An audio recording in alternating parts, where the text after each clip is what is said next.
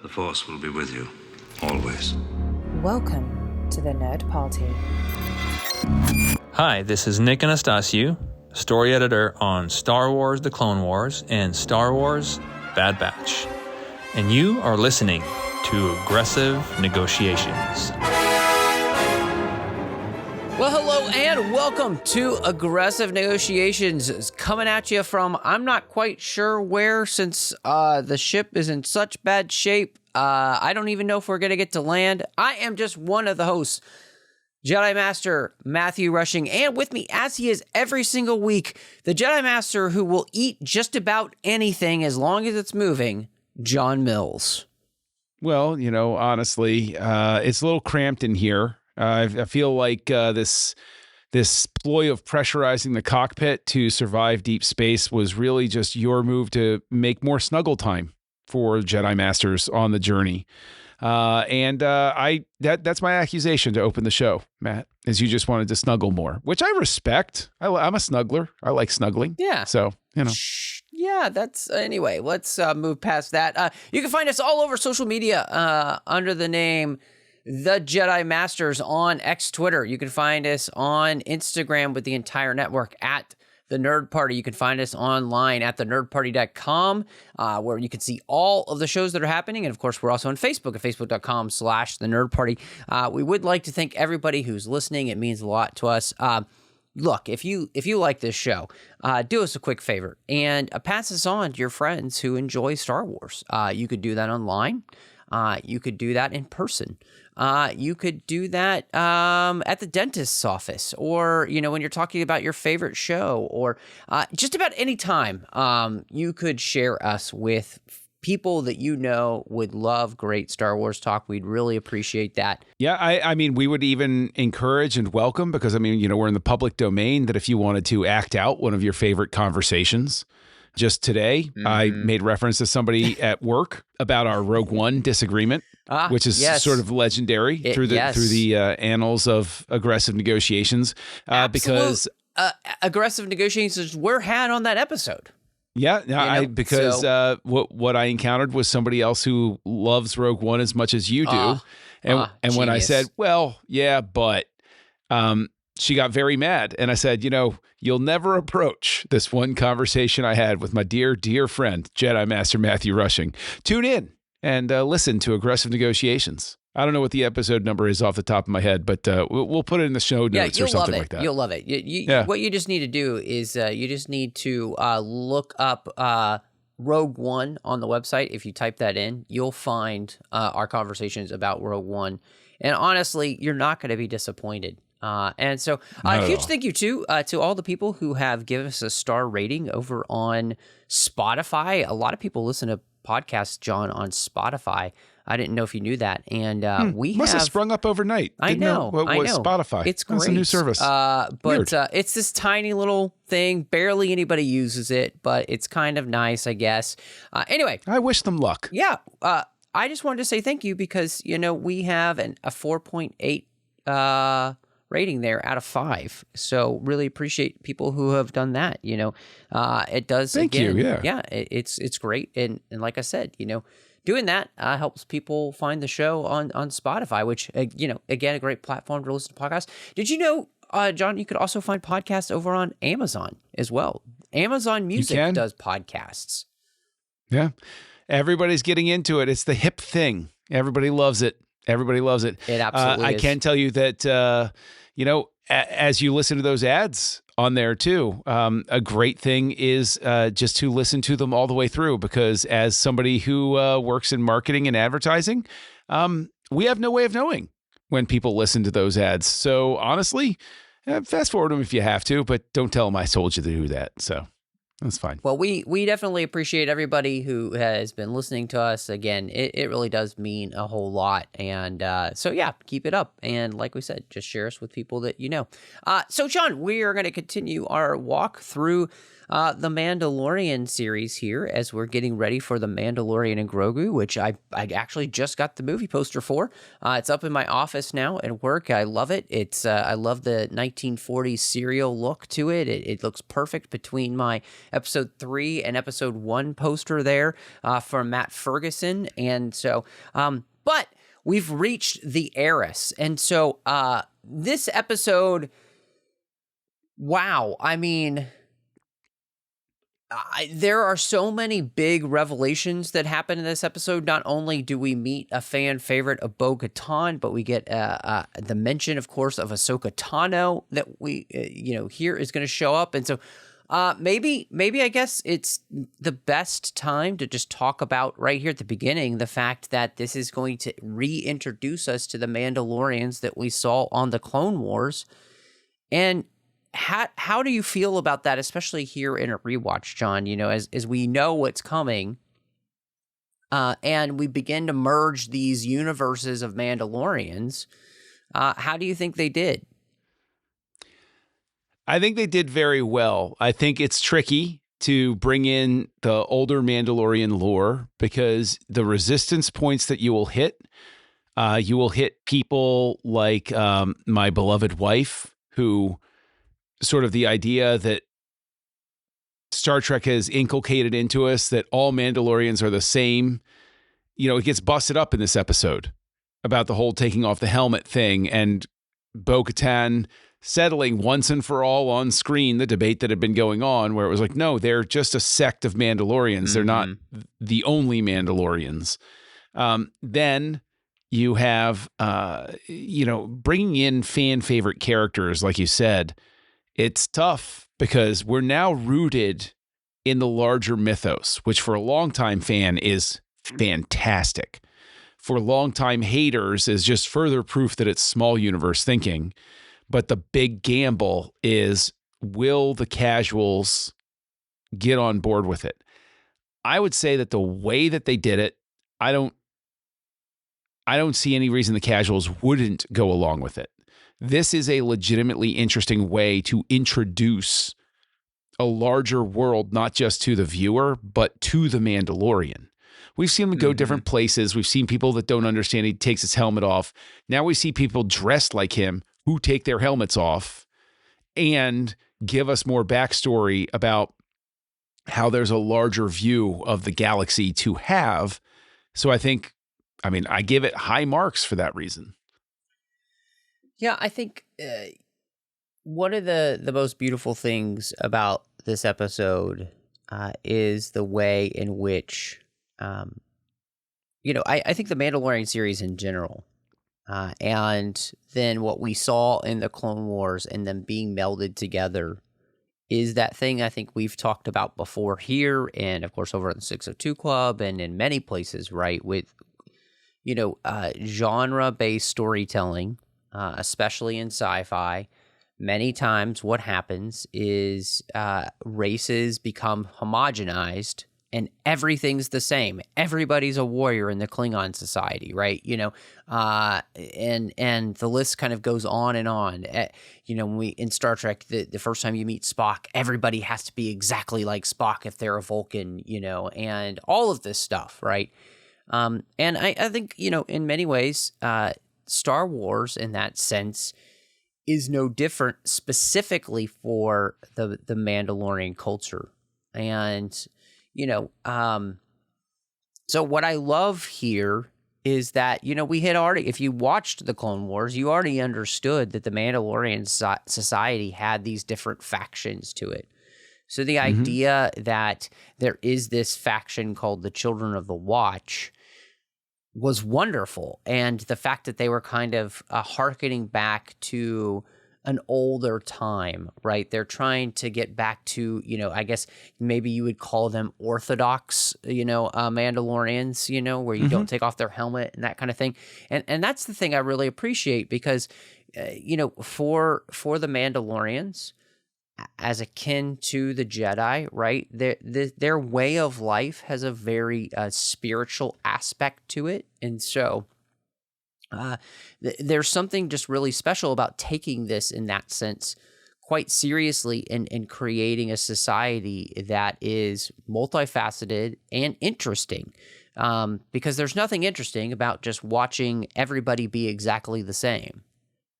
But what I think gets overlooked, and what I think this episode is a wonderful dovetail into talking about it. I mean, we're talking about the Mandalorians and the Mandalorian culture and how it's changed and evolved, and it's different from the way they explained it in the 90s, although they held on to this idea of you're not born a Mandalorian necessarily. You become a Mandalorian. And so it's not by birth, but then you see that they were once by birth. The heiress was by birth. You can't be an heiress unless you have a line. And the thing is, that line, that way of thinking, you do take your helmet off because your face matters, your blood matters, those sorts of things. And then you see how Din Djarin has lived in such a way that he's with people where your bloodline and your face don't matter. Where you were born doesn't matter. None of that matters. All that matters is that you are there with the collective. Now, I can understand why Bo-Katan would call them a cult. You're all living off on your own, and you have this strict code, and you kick people out if they don't follow it, and those sorts of things. I could see why an outsider would see them as a cult. But at the same time, it does enrich the story. It makes it legitimately interesting. Yeah, and I think in some ways there is that very interesting juxtaposition between a society that is based off of hereditary titles and, a rich cultural history, and a culture that then becomes based solely on ideology, right? And again, the interesting thing about this is, these children of the Watch, there is a religious nature to their zealotry about their ideology, right? You take out your helmet off, you're anathema, you're kicked out, right? And so I think that is something that is just incredibly interesting. And it's one of the things that I think makes this episode so great, is because it immediately makes you think this question: how in the world did we get to this point then with these children of the Watch? Like, how did this happen? What is it that caused these people to do this?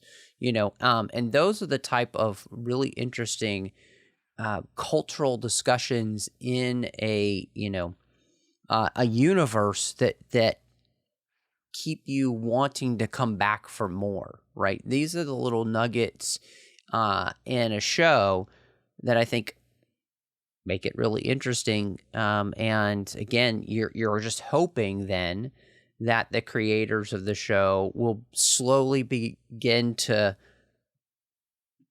unravel these mysteries that they're kind of creating here, with what we see specifically in this episode. Well, never mind the fact as well that, we get other Easter eggs in addition to getting to see Bo-Katan in life. With the Gazanti class cruiser, we see, an AT-AT Walker as a dock, a crane. But I wanted to ask you specifically, Ashley Eckstein did not get to play Ahsoka Tano in live action. We all feel, I to this day, I'm sort of like, I understand the reasoning, but at the same time, I think it's a shame. Because it's like that she owned that character. She birthed that character. It was her voice and her acting that made us fall in love with Ahsoka. I understand recasting decisions and stuff like that. And I'm taking nothing away from Rosario Dawson. But the reason I bring it up is, do you think there's any sort of incongruity between the fact that, Katie Sackhoff gets to come back and play the live action Bo-Katan? Like, is there an incongruity that we're set up for in the next episode, sort of thing? Did it make go back in time? Did it make you at all nervous about the fact that you were seeing the actress who made Bo-Katan on screen and you knew that when you eventually encountered Ahsoka, because they didn't keep it a secret, that it was going to be Rosario Dawson. Yeah. I think that is a really good question. I think one of the most interesting things about this is that the character, I think, of Bo is so based off of just everything about Katie Sackhoff, you know? Like, legitimately everything about the character is kind of based off of her in that sense. The way she looks, obviously, the way she talks, you know, her movement, her everything is really that.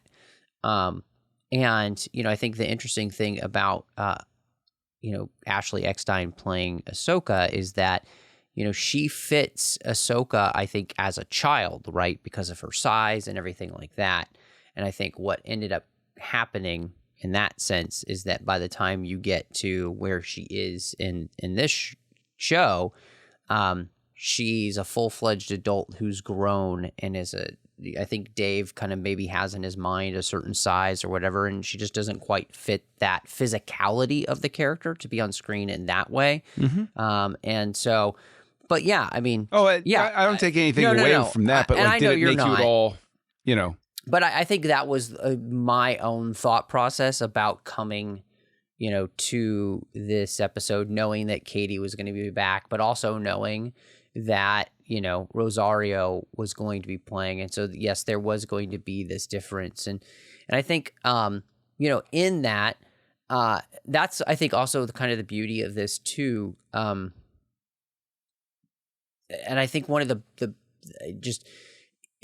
the way Katie plays the character, you can tell that, you know, she is excited to play this character, but I found it interesting for her as she's talked about it. She said this is one of the hardest things she's ever had to do, was transition a character who she only played the voice of, and therefore, you know, in the sound booth, you can do a lot of things and everything that aren't necessarily what you're going to see on screen as the character, but that can help you get to where you need to be voice-wise, right?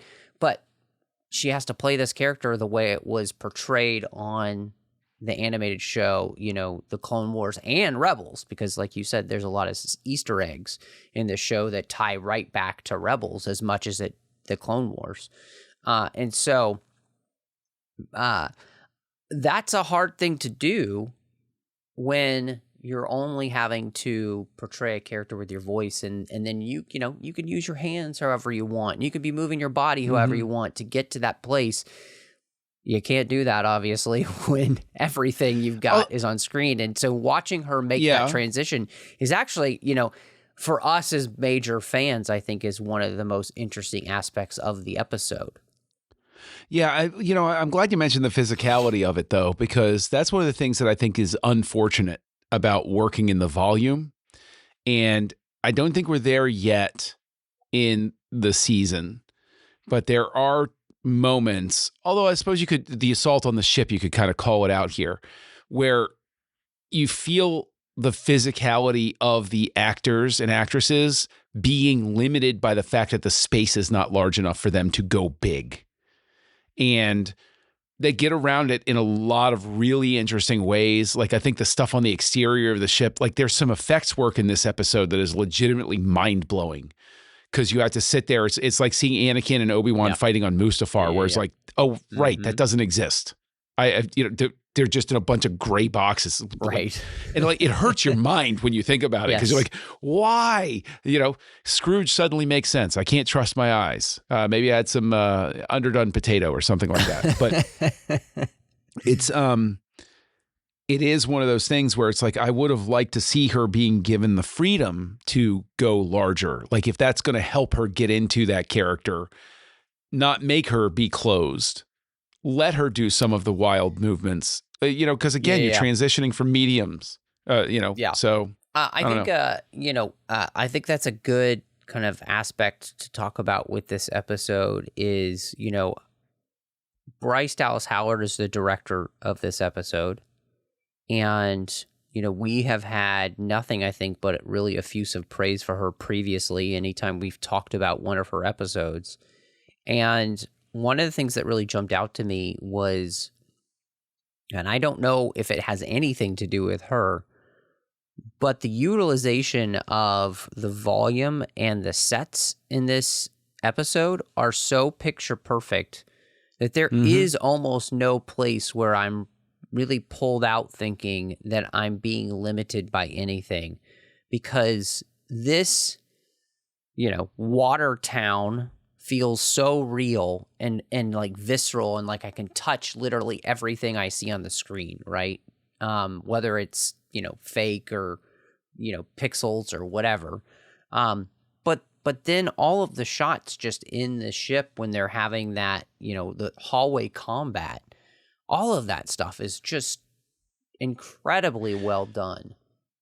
I would have liked to see more movement in the hallway combat. I think that's one of the places where it's like, I get that you're in an enclosed space, but I would like to see a little more bounciness to it, I guess, is what I would say. But I think also the effects work, and especially the background volume work outdoors, is helped by the fact that this is it looks like a dreary gray New England fishing harbor. Yeah.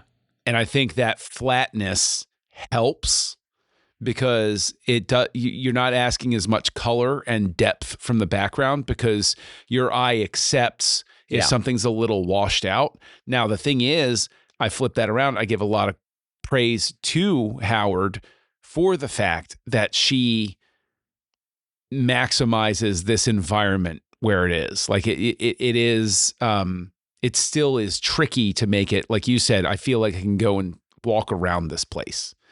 And it's pretty amazing what they pull off. I think that also the planet fall of the Razor Crest coming down, so good, man.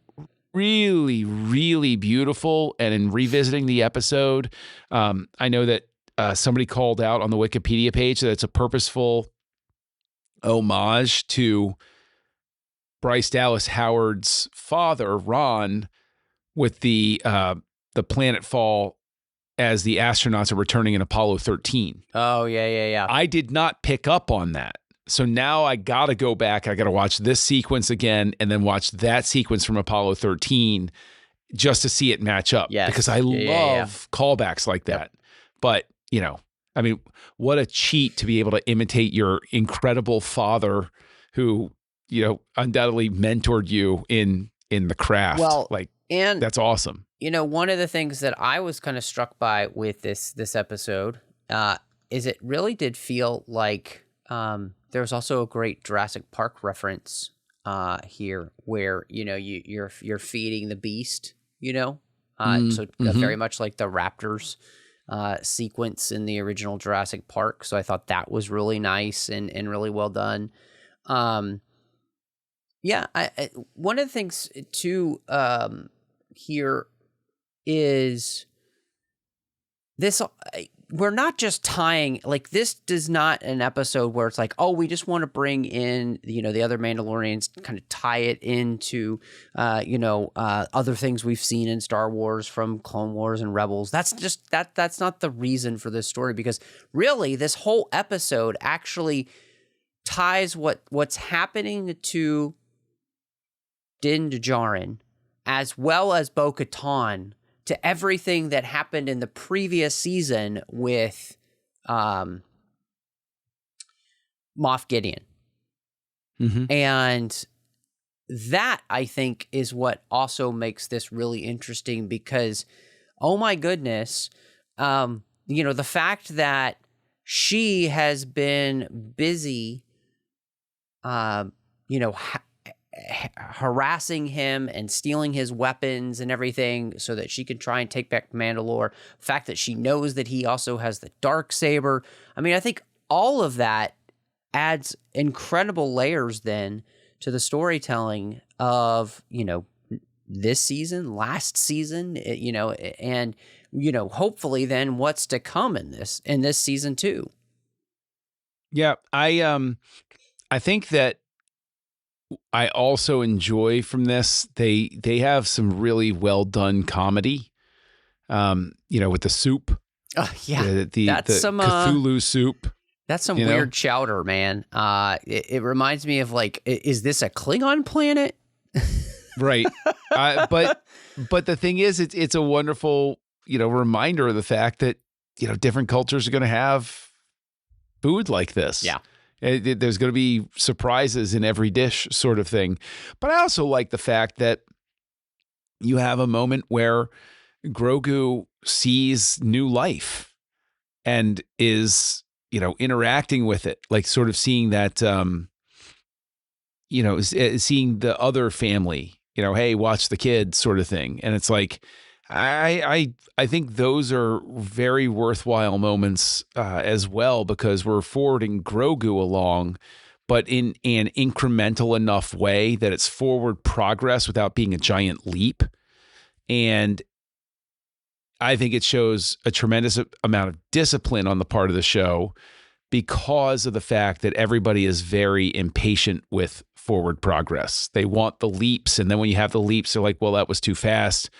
Nobody ever gets the pacing quite right. But I feel like they're getting the pacing right at this point. And it makes me think of, I always think of the fact that with Twin Peaks, they revealed the killer of Laura Palmer way earlier than ever intended, because the network got antsy and was like, no. People want to know. We got to keep people coming. And if they had stretched it out further, probably the show goes longer. And I think that, it'll be interesting to see as we continue the rewatch, whether we see that incremental process continue with Grogu and the world building too, for that matter. Yeah, no, I think it is really fun the way in which this character is being utilized. Obviously there's the cute factor just of the character. But I even think of the way in which, he has grown a little bit in the last episode, in the sense that he's told to be good when he goes and stays with the frog people, right? And Din is like, you know what I mean? Don't eat any more of their kids, right? And so he doesn't do that. And then he also is seen, playing with one of their, children that has hatched. And there's something kind of really sweet about that. And then, of course, he wants one. And so, well, of course he does. Got enough pets. So I thought all of that was great, but I wanted to ask you about this too, because, another huge moment, of course, in the episode is when Bo says Ahsoka Tano, and that's the Jedi. And so, because I think in many ways our first thought is kind of Luke, right? Luke Skywalker, like, he's the only Jedi left. But he's not the Jedi she knows. She knows another Jedi that we know has survived. And I think, even rewatching it, how do you feel in that moment when you realize, oh my gosh, next episode, good chance we're seeing Ahsoka? Yeah. Well, I think you said it right. It's, oh my gosh, it's her, she's coming. I remember actually showing this to my youngest, who's a Rebels fan and then watched Clone Wars and all of that type of stuff, and just waiting for that moment where Bo-Katan says Ahsoka Tano, and my kid goes, wait, really?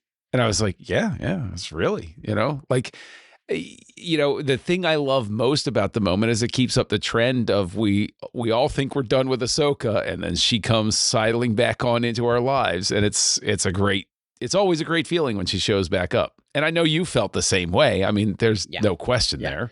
I think exactly. I remember watching this episode, and I think, if I remember correctly, I legitimately jumped up and down in excitement, the fact that we were going to do this. And, I also think that it's kind of interesting to, aside from the Skywalkers, you have this character who is right now, chronologically, the beginning of the Star Wars universe, is her birth. And so how she will interweave into the rest of the series is really fascinating to me. And, just had no idea that we would go to the point where we would get, an Ahsoka show. Well, but that's the thing that's so funny to me is Ahsoka, in a sense. Look, for me, especially as old as I am, Star Wars is Luke Skywalker and Anakin Skywalker, and that's why it's always going to be in my heart. Okay, that's fine. That's that is the anchor around which the rest of it.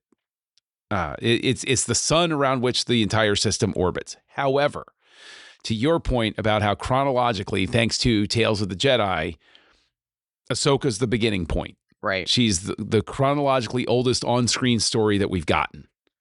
And so to go in there and say that they found a way to very subtly do the thing that haters online always rage about, which is, oh, you made it a girl story. And it's like, I look at the way Ahsoka has sort of grown and taken over the Star Wars narrative, and I see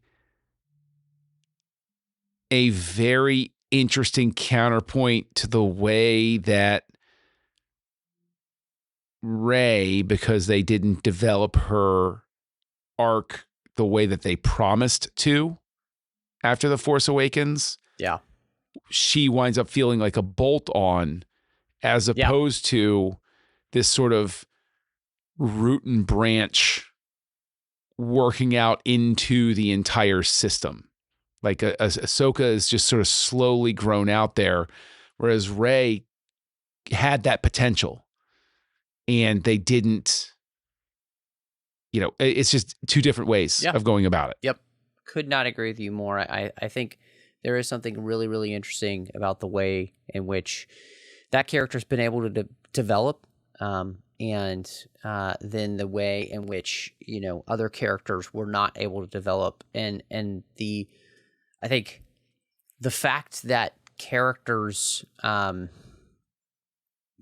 people have accepted a character like Ahsoka in the way that they have, and love when she comes back, and just love the fact that, she's there, and can't wait to see the next time that she returns.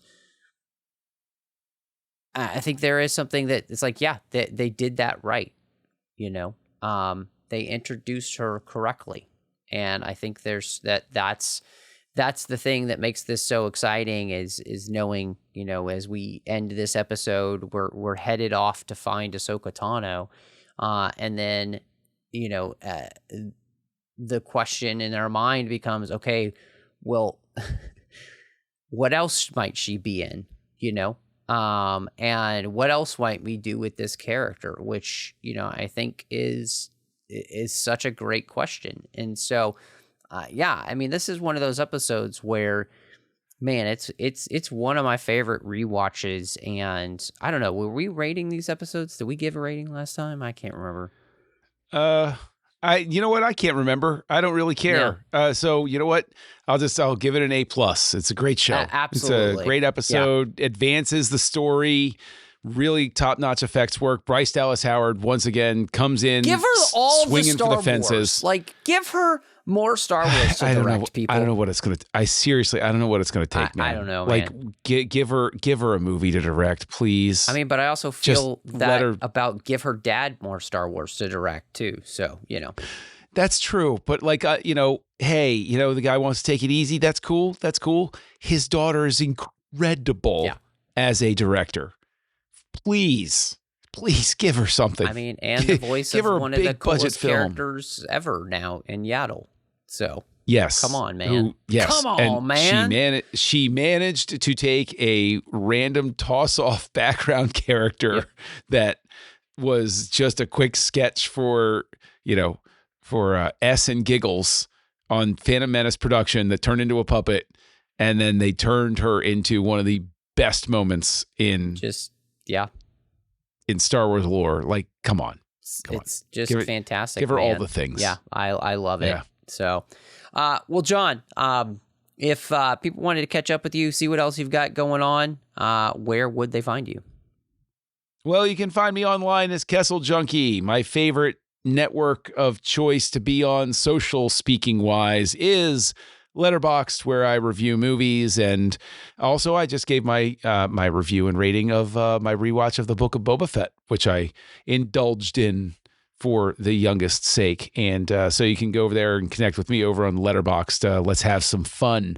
And you can find me right here on the Nerd Party Network, which I consider the premier podcasting network that's out there, on a show called House Lights with Darren Moser and Tristan Riddell, where, again, we're talking movies over there, but we have some interesting spins on it. And I encourage everybody to amble on over there and listen. But Matt, I am but a speck of dust in the podcasting and online universe. Where can people go to bask in the soothing radiation of your star-like radiance out there? Well, yeah. You can find me all over social media under the name Matt Rushing02. Of course, here on the network, you'll also find me on Outpost, talking about every single chapter of the Harry Potter series, one chapter at a time. Over on the TFM network, got a bunch of shows. One is called the 602 Club, and we're talking about all of those franchises we love outside of Star Trek. And then tons of great Star Trek talk over there with my good friend Chris Jones. So I hope everybody will check that out.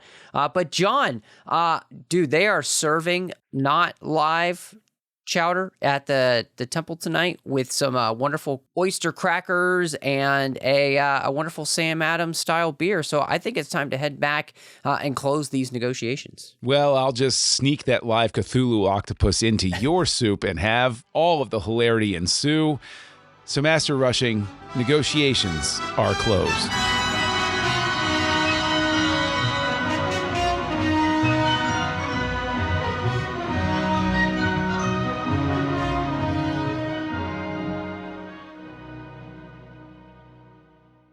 Join the revolution. Join the Nerd Party.